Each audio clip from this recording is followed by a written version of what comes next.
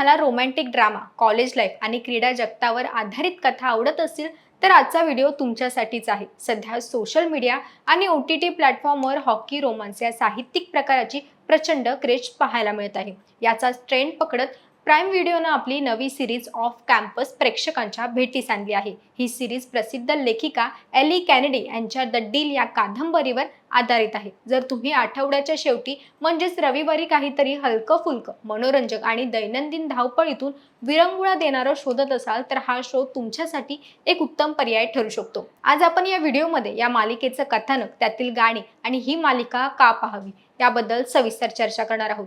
नमस्कार, मी मयुरी आणि आपण पाहतात मुंबई आउटलुक. या मालिकेच्या पहिल्या सीझनची कथा कॉलेजमधील स्टार हॉकी खेळाडू गॅरेट ग्रॅहम आणि संगीत रचना शाखेची विद्यार्थिनी हॅना वेल्स यांच्या भोवती फिरते. गॅरेट हा दिसायला अत्यंत आकर्षक आहे, पण त्याचा GPA म्हणजेच शैक्षणिक आलेख झपाट्यानं घसरत चालला आहे. जर त्याने आपलं गुण सुधारले नाहीत तर त्याची हॉकी कारकीर्द धोक्यात येऊ शकते. दुसरीकडे हॅनाला तिचा क्रश असलेल्या जस्टिनचं लक्ष वेधून घ्यायचं असतं. या परिस्थितीमध्ये गॅरेट आणि हॅना यांच्यात एक परस्पर फायदेशीर करार होतो. हॅनाला गॅरेटला अभ्यासात मदत करते तर गॅरेट तिला दुसऱ्या मुलाच्या नजरेत आकर्षक बनवण्यासाठी मदत करतो. यातूनच अपेक्षाप्रमाणे एक फेक डेटिंग म्हणजे खोट्या नात्याची सुरुवात होते आणि हळूहळू त्यांच्यातील केमिस्ट्री रंगू लागते.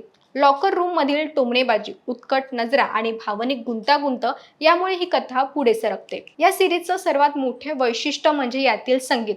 हॅना ही संगीतची विद्यार्थिनी आहे आणि हे पात्र केवळ दाखवण्यापुरतं मर्यादित न ठेवता दिग्दर्शकानं संगीतचा वापर कथेची भावनिक लय तयार करण्यासाठी खूप सुंदर केला आहे. या सिरीजचं साऊंड ट्रॅक द बीचेस पासून द बीच कीज आणि AC/DC पर्यंत सहजपणे फिरतं, जो प्रेक्षकांना एका नॉस्टॅल्जिक दुनियेत घेऊन जातो. एका दृश्यात जेव्हा हॅना थिएटरच्या ग्रीन रूम मध्ये पियानोवर गाणं वाजवतात तेव्हा स्वतःला भावनिक गोंधळातून बाहेर काढत असते, तेव्हा गॅरेटची नजर तिच्यावर पडते. तिची ती बेभान ऊर्जा गॅरेटला स्वतःच्या विवंचनेतून बाहेर काढते. हा प्रसंग दोघांमधील नाते अधिक घट्ट करतो. पार्श्वसंगीत इतके अप्रतिम आहे की ही सिरीज पाहताना तुम्ही नकळतपणे त्याची स्पॉटिफाय प्लेलिस्ट शोधू लागाल. वरवर पाहता ही केवळ एक साधी प्रेम कथा वाटत असली तर यामध्ये पात्रांचा वैयक्तिक संघर्ष खूप चांगल्या प्रकारे दाखवण्यात आला आहे. गॅरेट हा त्याच्या माजी हॉकी स्टार असलेल्या अत्याचारी वडिलांच्या सावलीत आणि दबावाखाली मोठा झालेला असतो, ज्यामुळे तो भावना व्यक्त करायला घाबरतो. दुसरीकडे हॅना भूतकाळातील लैंगिक अपघाताच्या परिमाणांशी झुंज देत असते, ज्याचा परिणाम तिच्या गाण्यांवर आणि नात्यांवर होत असतो. कथानकाची हाताळणी काही ठिकाणी घाईघाईने झाल्यासारखी वाटते, तरीही कलाकारांचा अभिनय आणि प्रामाणिकपणा याला एक भावनिक वजन देते. सर्वात महत्त्वाची गोष्ट म्हणजे ही मालिका कोणत्याही व्याख्यानाशिवाय किंवा नातेसंबंधामधील संमती, स्पष्ट संवाद आणि एकमेकांवरील विश्वासाचं महत्त्व अत्यंत आकर्षक पद्धतीनं पटवून देते. ऑफ कॅम्पसचे सहकलाकार जसे की जॉन लॅगिन आणि ॲली हेस यांनीही आपल्या भूमिकेला न्याय दिला आहे. गॅरेटचं पात्र आपल्याला 90च्या दशकातील 10 things I hate about you मधील हीथ लेजरची आठवण करून देतं.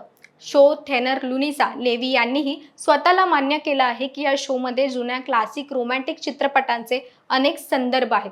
थोडक्यात सांगायचं झालं तर पुस्तकाशी कोणताही पूर्वसंबंध नसतानाही तुम्ही या सिरीजमधील केमिस्ट्री आणि गाण्यांचा आनंद घेऊ शकता.